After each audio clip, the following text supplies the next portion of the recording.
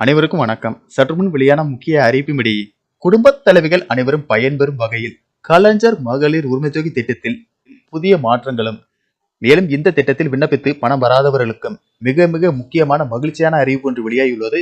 இதை பத்தி விரிவாக வீடியோல பார்க்க போறோம். வீடியோவை கடைசி வரைக்கும் முழுமையாக பாருங்க.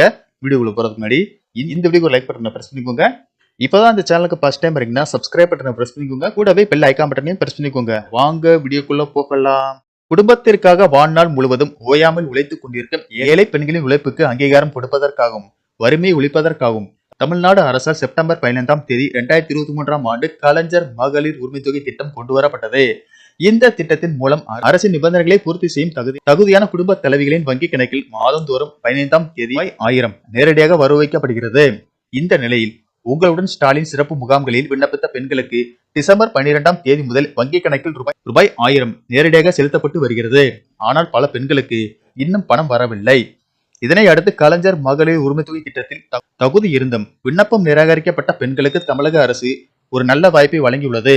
விண்ணப்பம் நிராகரிக்கப்பட்ட பெண்கள் தங்கள் குறைகளை தெரிவித்து மேல்முறையீடு செய்யலாம். இதற்கான முழுமையான நடைமுறைகளையும் அரசு வெளியிட்டுள்ளது. இந்த மேல்முறையீட்டு வாய்ப்பு தகுதியுள்ள எந்த பெண்ணும் இந்த திட்டத்தின் பலனை இழக்கக்கூடாது என்பதை உறுதி செய்வதற்காகவே கொண்டுவரப்பட்டுள்ளது. விண்ணப்பத்தின் நிலை குறித்த முக்கிய குறுஞ்செய்திகளை தவறவிடாமல் இருக்க உங்கள் கைபேசி எண்ணை எப்போதும் செயல்பாட்டில் வைத்திருக்க வேண்டும் என்றும் அரசு வலியுறுத்தியுள்ளது.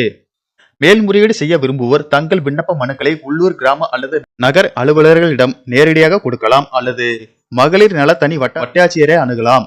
இந்த மனுக்கள் பின்னர் சம்பந்தப்பட்ட வருவாய் கோட்டாட்சியரிடம் பார்வைக்கு அனுப்பப்படும். அங்கு அதிகாரிகள் ஆவணங்களை மீண்டும் ஒருமுறை சரிபார்த்து விண்ணப்பதாரரின் தகுதியை உறுதி செய்வார்கள். சில சமயங்களில் ஏற்படும் சில பிழைகள் அல்லது ஆவணங்களில் உள்ள சில சிறிய முரண்பாடுகளால் தகுதியான பெண்கள் யாரும் இந்த திட்டத்தில் இருந்து விடுபட்டு விடக்கூடாது என்பதற்காகவே இந்த நடவடிக்கை எடுக்கப்பட்டுள்ளது. எளிதாக மேல்முறையீடு. பொதுமக்கள் தங்கள் வசதிக்காக சேவை மையங்கள் மூலமாகவும் மேல்முறையீடுகளை சமர்ப்பிக்கலாம்.